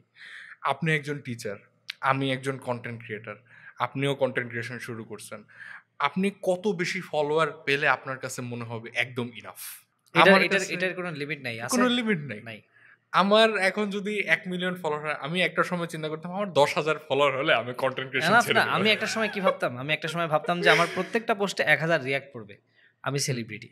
হ্যাঁ, আর কি লাগে? এখন এত রিঅ্যাক্ট পড়ে, তারপর নিজেকে আমি কনটেন্ট ক্রিয়েটর বলবো কিনা ভাবি। এটা নিয়ে আমার হুম। ইত্তেফাক পত্রিকায় আমার একটা ইন্টারভিউ প্রকাশিত হয়েছিল। দেখছিলাম আমি। ওইখানে আমি একই কথাই বলছিলাম যে আমি নিজেকে কনটেন্ট ক্রিয়েটর বলবো কিনা এটা বলতে গিয়ে আমার ভাবতে হয়। হুম, হুম, হুম, হুম। কারণ মানে এটা একটা বড় দাবি কিন্তু যে আমি কনটেন্ট ক্রিয়েটর। ক্রিয়েটর শব্দটার মধ্যে একটা বড় জিনিস আছে। তুমি তুর্য তোমার কনটেন্ট আমি অনেকদিন আগে থেকে দেখি এবং আমি প্রত্যেকটা কন্টেন্টে প্রচুর হাসি, কেন জানো? বিকজ এগুলো হচ্ছে তোমার অথেন্টিক কমেডি, এইগুলো তুমি কোনোখান থেকে নকল করো না। কিন্তু এখনকার সময়ে এসে ব্যাঙের ছাতার মতো এত কন্টেন্ট ক্রিয়েটর হয়েছে, একজন একজনকে কপি করতেছে। একজন বানাইলে ওইটা আরো 10 জন বানাইতেছে, এবং সবই হচ্ছে কপি, একদম ফুল কপির মতো অবস্থা। হ্যাঁ, তো বিষয়টা এরকম যে কপি করলে তো ওটা তো কন্টেন্ট ক্রিয়েটর সে হইল না। যখনই নিজেকে ক্রিয়েটর দাবি করব, তার মানে I have to create something, আমাকে বানাইতে হবে value to other people's life, অবশ্যই। এবং আমার ওই বানানো জিনিসটা সে একটা ইম্প্যাক্ট অবশ্যই তার গায়ের সাথে বহন করে। আমার এই ভিডিওটা যত মানুষের কাছে যাচ্ছে, সে একটা ইম্প্যাক্ট নিয়ে যাচ্ছে, হয় সেটা পজিটিভ ইম্প্যাক্ট, হয় সেটা নেগেটিভ ইম্প্যাক্ট, যেটা একটু আগেও বললাম। তো বিষয়টা এরকম যে মানে কন্টেন্ট কন্টেন্ট বানাইলেই যে সে আসলে কন্টেন্ট ক্রিয়েটর হয়ে যাবে, আমি নিজেও আসলে কন্টেন্ট ক্রিয়েটর কিনা সেটাও একটা প্রশ্নের অবশ্যই দাবি রাখে।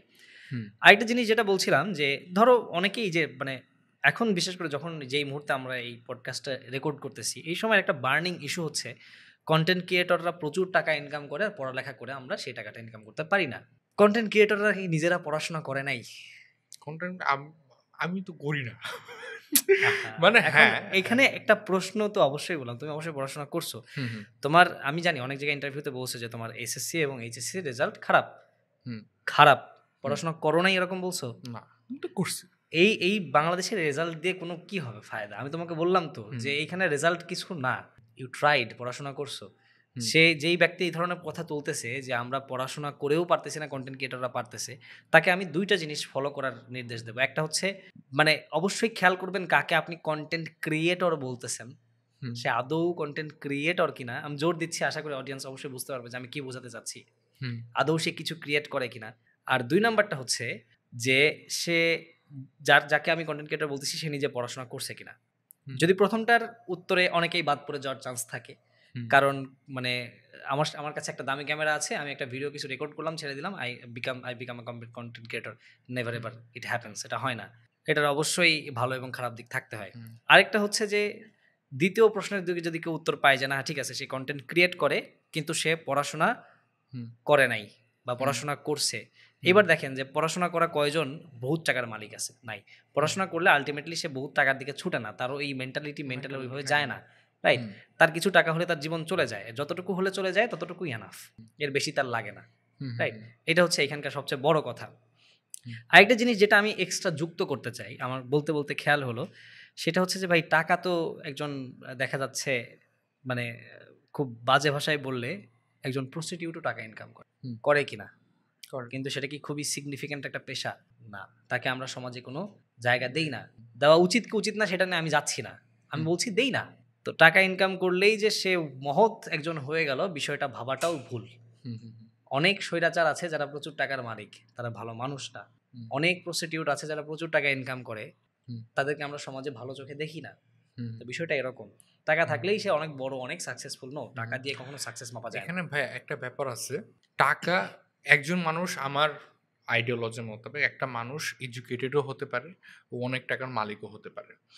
টাকা কামানোর ক্ষেত্রে লিমিট নেই, এডুকেশনেরও লিমিট নেই। দেখেন, আমি বলতে পারি যে আমার এসএসসি এইচএসসি রেজাল্ট খারাপ, কিন্তু আপনি যখন আমার বাসায় যাবেন, আমার বাসার মধ্যে না হলেও 200 থেকে 300 বই। স্বাভাবিক একটা ব্যাপার দেখেন, আমি বইগুলো পড়ছি, আমি হয়তো একাডেমিক্স পড়ি নাই। আমি যখন এই একটা রক্ত মাংসের মানুষ আপনার সাথে এসে কথা বলতেছি, আমার এই রক্ত মাংসের মধ্যে এসে এই 200-300 বইয়ের মাথা ঘিলু আমি নিয়ে চলতেছি, মানে জড়িত না তুমি বইয়ের সাথে। হ্যাঁ, তোমার ব্রেন কিন্তু এগুলো রিসিভ করছে, সো তুমি ওই বইগুলোকে মাথার মধ্যে বয়ে নিয়ে বেড়াও। তো এখন ধরেন যে আমি যখন টাকা কামাতে যাচ্ছি, আমার কিন্তু ওই 200-300 বইয়ের নলেজ নিয়েই আমি যাচ্ছি ওই টাকা কামাতে, তাই না? তো এখন এডুকেশন তো আপনাকে হেল্প করে টাকা কামাতে। আপনি কখনোই এমনভাবে পারবেন না যে না ঠিক আছে আমি হয়তো মানে মূর্খ, আমার কোনো কিছুরই নলেজ নাই, তাহলে হয়তো আপনার ওই ক্যাম্প ফায়ার জ্বালায় আপনার থাকতে হতো, আপনি টাকাও কামাতে পারতেন না। আপনার টাকা কামানোর জন্য যে নলেজটা দরকার হয়তো আপনি ওইটা গেইন করেন না, আমরা এটা বলতে পারি। অ্যাকাডেমিক্স আপনাকে হয়তো টাকা কামানোর ওই নলেজটা দেয় নাই, কিন্তু আপনি ওই নিউ মার্কেটে গিয়ে ওই অমুক 300 টাকার একটা গেঞ্জি সেল করবেন, কিভাবে সেল করবেন ওইটার হয়তো আপনার নলেজ আপনি সেটা স্কুল শেখায় নাই, কলেজ শেখায় নাই। হ্যাঁ, সেটার কারণে হয়তো আপনি ওই সেল করে টাকাটা ইনকাম করতে পারতেছেন না। So you are limiting yourself in such a way. এখানে একটা ডিফারেন্সিয়েটের ব্যাপার হচ্ছে যে আমাদের টাকা পয়সার যে ব্যাপারটা আছে, আমরা হয়তো বলি যে এডুকেশন আলাদা, টাকা পয়সা আলাদা, কিন্তু এটা ইন্টারকানেক্টেড। এডুকেশনের অনেক ছোট একটা পার্ট আমরা টাকাকে বলতে পারি। যে এডুকেশন, রিয়েল এডুকেশনের কথা বলতেছি, জাস্ট একাডেমিক্সের কথা আমি বলতেছি না। যে আমরা যখন রিয়েল এডুকেশনটা গেইন করি তখন অটোমেটিকভাবে আমাদের কাছে টাকা পয়সা চলে আসে, বিকজ আমরা তখন বুঝি যে কিভাবে টাকা আসতে পারে অ্যান্ড মোরালি এটাকে গেইন করা যায়। আমরা যখন বলি যে জাস্ট একাডেমিক্স আমরা পড়বো, আমরা কিন্তু একটা সেন্টারে আমরা পড়তেছি, আমরা ফিজিক্স অ্যাপ্লাই করে হয়তো একটা রোবট বানায় ফেলতে পারি, কিন্তু আমরা জানি না যে রোবট থেকে কিভাবে টাকাটা ইনকাম করা যায়। ওইটার জন্য হয়তো আমার আরেকটা স্কিল বা আরেকটা নতুন কিছু আমার শিখতে হতে পারে। অবশ্যই। সো ওই জায়গাতেই আমার মনে হয় যে আমাদের সীমাবদ্ধতা, যে কেন আমরা এই টপিকে আসি যে না ঠিক আছে ও অনেক টাকা কামায় ফেলে, আমি হয়তো পারি না, আমি তো ডক্টর হইতেছি, আমি তো ইঞ্জিনিয়ার হইতেছি, হ্যান ত্যান অনেক কিছু আমরা বলতে পারি। বাট এই যে there is the difference that we are holding, and আমরা কেউ কখনো এটা বলি না। আমরা সবসময় ওই সেন্টারে পাঠাই দিই যে বিদেশ যাও, টাকা ইনকাম হবে, দেশের এই জায়গাতে করাপশন করো, টাকা ইনকাম হবে। তুমি তো হালাল ভাবেও করতে পারো, তুমি মানে মোরাল অব্লিগেশনস থেকেও করতে পারো, তুমি সবভাবেই করতে পারো। আপনি ভাই নাসির ভাই, আমি আর আপনি যদি চলেন আজকে একটা এক্সপেরিমেন্ট করে দেখি, আমরা লেবুর ব্যবসা করব, মানে কাঠ ভর্তি লেচু নিয়ে লেচু আর ইয়ে আছে না লেবু, ওই দুইটা নিয়ে আমরা ব্যবসায় মেতে যাব। আমরা গুলিস্তানে গিয়ে ইংলিশে বলবো যে উই আর সেলিং লিচুস, দেখবেন যে আমাদের 1 ঘন্টায় সব সেল হয়ে গেছে, because this is what real marketing is normally, তাই না? তো এখন ধরেন যে আমি বলতেছি না যে এভাবে অ্যাকচুয়ালি করবো, বাট আমি আপনাকে সিস্টেমটা বললাম যে নর্মালি আপনার যদি এডুকেশন থাকে, আপনি স্যুট টুট পরে আপনি লিচু ব্যবসা করে আপনি 1 টাকা লিচু আপনি 2 টাকায় সেল করে 2 টাকা বেশি প্রফিট করতে পারবেন, ঠিক আছে? এটা আপনার এডুকেশন আপনাকে শিখায়। না হলে তো আপনি ওই ট্রেডিশনাল বিজনেস করবেন যেখানেও আপনি টাকা কামাইতে পারেন। আপনি লিচুর ব্যবসা করে আপনি প্রফিট পাইতেছেন না, বিকজ আপনি লিচুর ব্যবসা করতেছেন না। আপনি যখন কোনো ইনিশিয়েটিভই নিতেছেন না, তখন তো আপনি এক্সপেক্টও করতে পারবেন না যে আপনি ওইখান থেকে টাকা ইনকাম করবেন। সো আমার কাছে মনে হয় যে মানুষের ওই ইনিশিয়েটিভটা থাকা উচিত যে আমি একটু ইংলিশ শিখি, আমি একটু পড়ালেখা করি, আমি একটু টাকার ব্যাপারে জানি, টাকা জিনিসটা কিভাবে কাজ করে, টাকা কামায় কিভাবে। সবাই তো আজকাল এসেই না ঠিক আছে ডিগ্রি নিছি, টাকা এখন এসে পড়বে না, জিনিসটা তেমন। ডিগ্রি কখনো, ডিগ্রি যেই পারপাসে আমি ডিগ্রি নিছি সেই জিনিসটা আমাকে এনে দিবে। আমি ইংরেজি সাহিত্যের ডিগ্রি নিচ্ছি, টাকা আমার কাছে চলে আসবে কিভাবে? আমার কাছে সাহিত্য আসবে। আমি সিএসসি পড়তেছি, আমার কাছে কম্পিউটার আসবে, মানে আমি যদি সেগমেন্ট করি, ফার্মেসি পড়তেছি, আমার কাছে ওষুধের দোকান আসবে। কিন্তু টাকার সেখান থেকে আমি কিভাবে বের করব, এটা হচ্ছে আলাদা একটা, অবশ্যই যেটা বললা একটু আগে, যে সেখানেও হয়তো একটা ডিগ্রির প্রয়োজন অবশ্যই আছে। হ্যাঁ, এটার সাথে আমিও একমত। কিন্তু যেটা আমি বলে এই টাকার টপিকটা আমি এখানে শেষ করব, সেটা হচ্ছে যে টাকা কতটুকু কামাবো, কতটুকু কামানো উচিত, এই জিনিসটা মানুষের মাথায় রাখা উচিত। কারণ আলটিমেটলি এটার কোনো শেষ নাই। আমি যদি না হবে না, তুমি যদি 100 কোটি টাকার মালিক হবে না, 2 দিন পরে তোমার মন চাবে যে এই টাকা থেকে আর কিভাবে টাকা বানানো যায়। তোমার মন চাবে আমি ওই বিজনেস ইনভেস্ট করি, তমক জায়গায় একটা বিজনেস করি। একটু বলো না যে লিচুর বিজনেস করবা, এরকম দুনিয়ার চিন্তা তোমার মাথায় আসবে, ঘুমাইতে পারবা না। 100 কোটি টাকা তোমার হাতে যদি এখন ধরায় দেওয়া হয়, যতটুকু টাকা হলে মানে সলভেন্ট ভাবে চলা যায়, বর্তমান যুগের সাথে তাল মিলিয়ে চলা যায়। বর্তমান যুগের সাথে তাল মিলায় চলার মানে এই না যে আমার এখন একটা মার্সিডিজ বেঞ্জ লাগবে। বর্তমান যুগের সাথে তাল মিলায় চলা মানে হচ্ছে আমি শান্তি মতো একটা জায়গা থেকে একটা জায়গায় গেলাম, ঠিক আছে, আমি শান্তি মতো একটা হালাল খাবার খাইলাম, আমি শান্তি মতো ঘুমাইতে পারলাম, আমার মাথার উপরে ছাদ আছে, আমি হালাল জীবন পার করতেছি, আমার কোনো ধরনের কোনো সমস্যা নাই, অসুস্থ হলে ডাক্তার দেখাইতে পারতেছি, শিক্ষার জন্য ভালো টাকা খরচ করে সেই মানে যে শিক্ষাটা প্রয়োজন সেটা নিতে পারতেছি, আই এম সলভেন্ট। এতটুকু টাকা হলে আলহামদুলিল্লাহ সব শেষ, আর কিছু লাগে না। বহুত টাকা দিয়ে আমার মার্সিডিজ কিনতে হবে, বহুত টাকা দিয়ে একটা প্রাইভেট জেট প্লেন কিনতে হবে, এই ধরনের চিন্তা যাদের মাথায় আছে তারাই আমি মনে করবো যে লং রানে কোনোদিনও সাকসেসফুল হয় না। যাদেরকে দেখে আমরা মনে করি ওয়াও ওর পার্সোনাল জেট প্লেন আছে, সাকসেসফুল, নো ইজ নট। তার এখন একটা রকেট দরকার। হ্যাঁ, এখন সে জেট প্লেনের মজা পেয়ে গেছে, এখন সে মঙ্গল গ্রহে যেতে চায়। Look at Elon Musk, right? যেদিন মঙ্গল গ্রহে যাবে না সেদিন সে মনে করবে এই মিল্কি ওয়ে গ্যালাক্সি আর ভাল লাগে না। আমার এখন বাইরের গ্যালাক্সিতে যাওয়া উচিত। হুম, আমাদের আমাদের আমাদের মেন্টালিটিটাই এরকম। হুম, হুম, তো এইটার সাথে যুদ্ধ করে ওই যে বলে না যে মানে সবচেয়ে বড় জিহাদ হচ্ছে নিজের নফসের সাথে জিহাদ করা। তো হুম, বিষয়টা এরকম যে আমি যত বেশি নিজের সাথে যুদ্ধ করে নিজেকে কন্ট্রোলে রাখতে পারবো, হুম, হুম, আমি তত বেশি সাকসেসফুল। হুম, হুম। সাকসেসের সংজ্ঞাটা আমার কাছে এরকম আর কি। অনেক কথা হলো নাসির ভাইয়ের সাথে, অ্যান্ড আমরা কন্টেন্ট থেকে অনেক দূরে চলে আসছি। ফ্যাক্ট হলো এইখানে, অ্যান্ড পডকাস্টের মজাই এইখানে নাসির ভাই। মানে আমরা কথা বলতে বলতে অনেক দূরে আসতে পারি, অনেক ডিপ টপিকে কথা বলতে পারি, অনেক কিছু মানুষও নতুনভাবে জানতে পারে অনেক কিছু। অ্যান্ড এটা হলো পডকাস্টের এখন অনেক বড় একটা ট্রেন্ড হয়ে গেছে না, পডকাস্টের সবাই পডকাস্ট করতেছে, and আমিও করতেছি। দ্য ফ্যাক্ট ইজ যে এটার হলো একটা বেনিফিট যে মানুষ জানতেছে, বুঝতেছে, at the end of the day দেখতেছে, অ্যান্ড বিভিন্ন মানুষের বিভিন্ন রকম পারসেপশন ব্যাপারে জানতে পারে, অ্যান্ড দ্যাটস দ্য বেনিফিট। ধরেন যে আজকে পডকাস্টে হলো, পডকাস্টে ধরেন যে আপনার অনেক অডিয়েন্স দেখবে, সে আপনার ব্যাপারে নতুনভাবে জিনিসগুলোকে দেখবে, নতুন অবশ্যই। পারসেপশন জানবে। So that's the main motto of the podcast. So thank you so much to everyone for attending today. কি বলে ওটা, আমি আমি আমি আমি মাঝখানে পেঁচাই যাই, বাট সমস্যা না, আমার চুল আজকে নাই, নাসির ভাই আজকে চুল কাটছে, বাট সমস্যা নাই। Thank you so much to everyone. আসসালামু আলাইকুম।